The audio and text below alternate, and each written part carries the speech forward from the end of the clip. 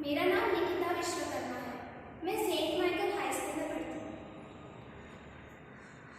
सखी, लो, मैं आ गई हूँ। तुमसे बातें करनी है, ढेर सारी बातें करनी है। मैं तुम्हें समझ नहीं आ रही।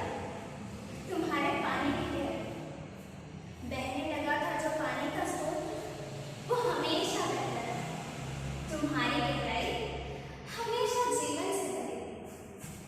आज मुझे भी कांपना है।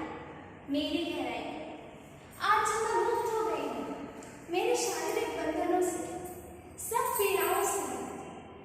बाबूजी की जिंदगी भी अब कष्ट से होगी।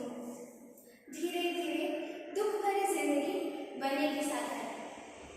बाबूजी सिकुड़ते हुए मेरी काया को देख कर भी मेरा साथ देते थे। बुझती हुई जीवन ज्योति को जलाने की कोशिश करते थे।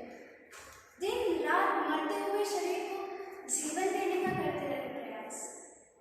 बाबूजी, उनकी अच्छाइयाँ उन्हें कभी पता नहीं, बुराइयाँ करो ऐसा उन्होंने कभी कुछ किया नहीं। बाबूजी, उनके बारे में जो भी बोलना था वो सिर्फ तुमसे बोल सकती थी मैं। तुम मेरे से, तुम्हारे लेने पीने के खोदे गए मिट्टी में छिपा रहा मेरा 34 साल का अतीत। तुम्हारे गर्भ से रहता जीवन स्रोत मेरी जिंदगी को आयाम देते गए। तुम्हारे कारण ही मेरा कर्तृत्व उजागर होता है। तुम्हारे कारण ही समृद्धि मेरे साथ है। मैं जब आई थी यहाँ बालचित में, तो मेरा शरीर ठीक से खड़ा भी नहीं रहा। इस भवताल में मैं थी बिल्कुल अकेली, पर तुम मुझे पुकारते रहे बार बार। तुम्हारी पुकार से मुझ में न जाने कहाँ से आई मुझे, सोचती रही सिर्फ तुम्हारे बारे में। बाबूजी के सहकार्य से खुदाई शुरू हुई और वसुंधरा ने मन को तृप्त कर दिया।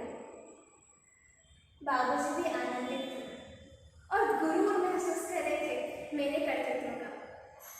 एक लहर से उठी थी मेरे मन में। मैंने किए हुए काम, मेरी रचना का श्रेय मुझे ही जाता। ये सुनने की मुझे आदत नहीं थी, इसलिए जब नाम पलक लगा तो मैं हवा में करने लगी थी। तू भी तो थी साथीदार उस पल। तब से हमेशा तू ही मेरी सखी। तुमसे न छुपी है मेरी कोई वेदना, कोई संवेदना। उस नाम फलक ने मुझे अस्तित्व दिया। मैं सौभाग्यवती हीराबाई।